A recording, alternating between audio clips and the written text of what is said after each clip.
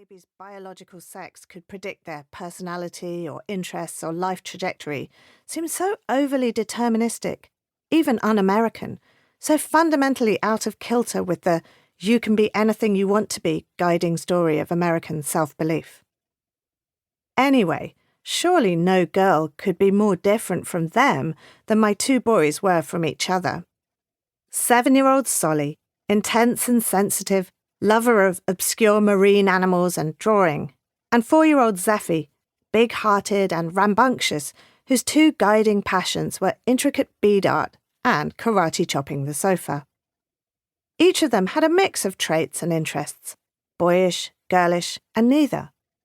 We were raising them, or so I believed, in a liberal, gender-neutral environment. Gender didn't matter. But that was a while ago, before Trump and Weinstein, before incels and masculinity influencers and men's rights activists and white men waving tiki torches dominated the news. Now, that post-gender idealism was starting to feel like an artifact of an entirely different moral universe. Whatever unknowable mix of essential nature and socialization this all came down to, it was getting harder and harder to maintain the belief that men and women were fundamentally the same, and that raising a boy in this world was the same basic task as raising a girl. Now, the horrors in my news app mingled in my brain with the angsty neurochemicals of pregnancy, and for the first time, I was truly scared to be a mother of boys. Everywhere I turned, there were bad men. I was frightened both for and of the tiny piece of patriarchy growing inside me, worried sick over what he and his brothers might become, the potential for darkness that I might be powerless to stop. Patriarchy is the system in which men hold the bulk of power, politically, economically, socially, and culturally, and male concerns are centred while others are marginalised. It is the norm in almost every civilization on Earth, with only a small handful of exceptions. Simply by virtue of being born male, my sons would be part of this system and benefit from the unearned privilege it would bestow on them. No matter how much I wanted to, it wasn't possible to just opt out. At night, as I battled insomnia, heaving my bump around the bed from one achy compromise to another, my pregnant brain churned out a ticker tape of bad outcomes for my unborn boy.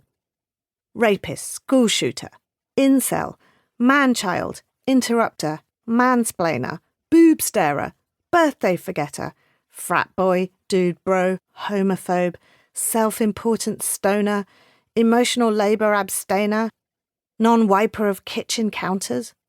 Trying to raise good sons suddenly felt like a hopeless task. What I didn't know, as I lay there huge and bleak and defeated, was that within just a few days, I was about to witness one of the most momentous turning points in gender politics in recent history. Just 10 days after the New York Times published its exposé of Weinstein, the Me Too movement would explode and gender relations as we knew them would be upended. Although the basic structures of patriarchy would remain intact, the final weeks of my pregnancy would see a tectonic shift in the terms of the conversation, a fundamental rewriting of who got to speak and who had to shut up and listen. This, in turn, would spur a cycle of enraged backlash and digging in. For years to come, we would be slugging it out, rethinking gender norms and power structures from the ground up. For good and for bad, my third son would be born into a very different world than the one his older brothers had entered just a few years earlier.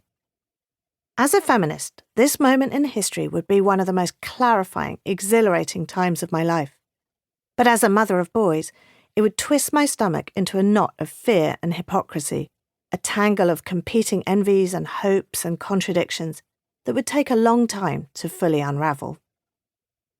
I watched Me Too unfold live from the spare room of our house, a claustrophobic, jerry-rigged extension with knotted pine walls the colour of Donald Trump's face. Neil, my husband, had banished me from our shared bedroom, struggling to cope with my pregnancy insomnia and apocalyptic conversation.